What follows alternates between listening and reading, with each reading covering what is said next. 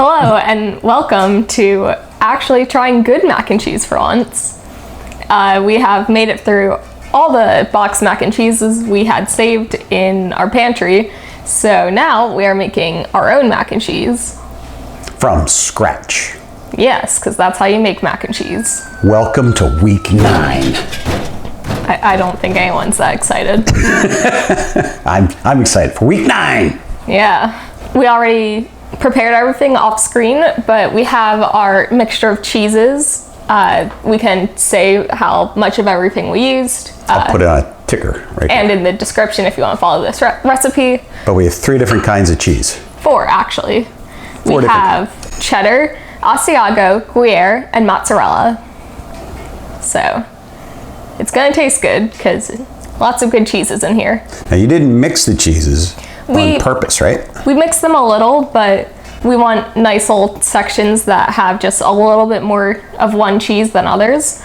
For the most part though, it's all getting mixed together. We also use 2 different kinds of pasta to get a difference in texture, which is going to just make it very interesting, I guess, is the right word. Yeah, should be fun. Yeah, let's get cooking. Let's go.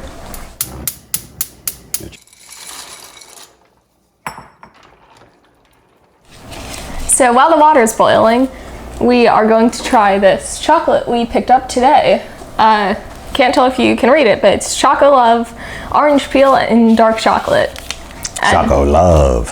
I'm sure we're going to like this. However, if Chocolove were to sponsor us, we would love it. So Think about it, Chocolove. yeah, Think about it.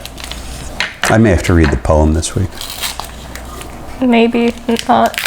Got a lot of comments from people asking, why don't you read the poem? I don't think we got a lot of comments in general. So instead of reading the poem that's in the Chocolove packaging, we have been watching some cartoons lately, specifically The Owl House, Amphibia, and we're rewatching Gravity Falls. And they are all really good cartoons, so Highly recommend each of them. yeah, maybe in the order of Gravity Falls, Owl House, then Amphibia, but the Owl House is still ongoing. The others have ended, so if you want a series that isn't over yet, then watch Owl House. It is really good. I was literally about to ask you what order would you recommend watching them in? I like Gravity Falls and Owl House a lot. It's hard to compare the two, but I think that just because Gravity Falls has already concluded and we know it's a good conclusion, I will say, if the Owl House ends poorly, it is going to affect how I view it. I trust that's going to end well. Kudos to the people at Gravity Falls. The ending was really wrapped up very nicely. Yeah. And the reason we're not talking about Star versus the Forces of Evil is specifically because it didn't wrap up well. Well, there was a lot of issues with that show, even not including its conclusion. It's not a horrible show, it's not on par with those cartoons, basically. This chocolate is jumping when I cut it. It's textured on the bottom. Yeah, I think that's just because of the orange peels. So is that what it is? Orange peels? Yeah. Orange peel. So let's try these chocolates. The poem, though I will not read it, is called Nocturne Who's it by? by Thomas Bailey Aldrich. So good for you, Thomas. You got on a chocolate. Probably because you're in the public domain. All right, here we Let's go. try these. I'm definitely getting a citrus. Very strong citrus. Mm-hmm. It's good. Mm-hmm. I almost feel like crystallized. Mm-hmm. Not crystallized ginger, but I can actually taste the citrus. Mm-hmm. Do you think they dried the peels to the point of making them crystally, or just dried? Because when I think of a dried orange peel, I think of tough, almost leathery.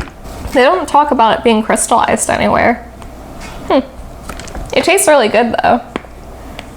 If you like citrus, I would definitely recommend it. Goes good with the chocolate. Mm-hmm. I never would have thought chocolate and citrus. Mm-hmm. So if you were in the store and somebody said, which one of these chocolate bars should I get? Would you recommend this one? Yeah. It's definitely one of the better ones I've tried. That's a great endorsement. Better than the ruby one. You know, sometimes you have a dud. I thought you were about to cut more. I was going to say, wow, that's a win. Okay, let's check on the water because it's probably done boiling.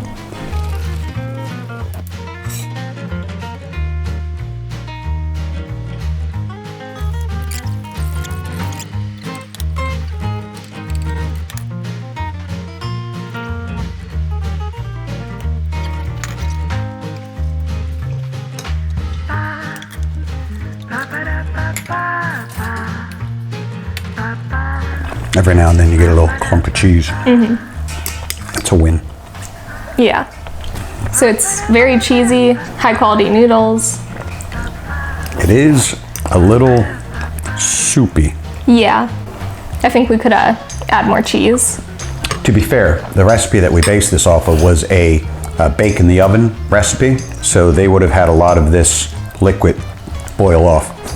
Yeah, we could just add more cheese next time. Or if you're going to try the recipe yourself, you could just add some more cheese or a little less milk. Yeah, add your own cheese. I totally think it's better than any box that we ate. Yeah, definitely. Taking the pan off the heat before adding the cheese, melted the cheese, but then every now and then you run into a little clump of cheese, which is really nice. Yeah. I think this is going to thicken up too. Yeah.